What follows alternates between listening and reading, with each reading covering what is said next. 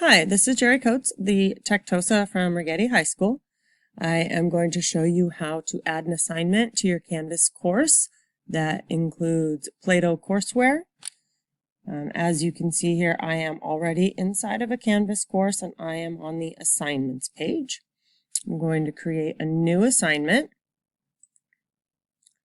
and I'm going to name it with my name so we can find it afterwards, Plato Demo. Put in the instructions you have for students, blah, blah, blah. How many points this is going to be in your grade book. And then here we are going to go for the submission type and change it to an external tool. From the external tool, we have to find the tool that we want. They're in alphabetical order. We're going to scroll down and find Plato. So here we go. We have Plato.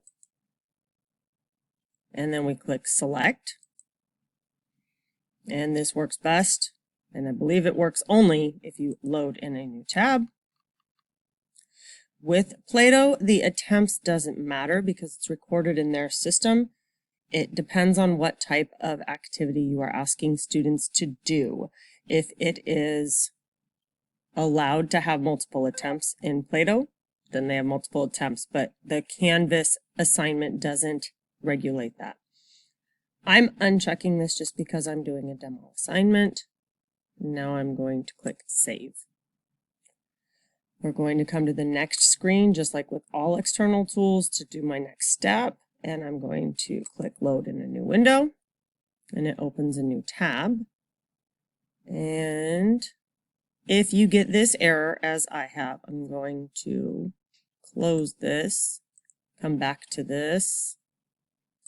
And I'm going to refresh and load in a new tab. And that time it actually signed me in successfully. So if you come across that error, don't worry. Now, some people already saw this and we've had to make a change in the last couple of hours. And now we have a significantly larger number of courses and material here for you to choose from. So if we come in here, let me choose a health class and I can open it up. Here's the course home, getting started. We are going to select and add this assignment. Do you want to create an activity? Click OK. Now this individual piece will be assigned to students. As your students do the work, it will show up here. Even better, when your students complete an activity, it will show up in your Canvas gradebook.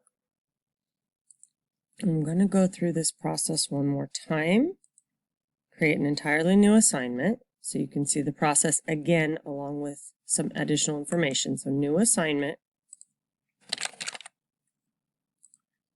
okay, Coates,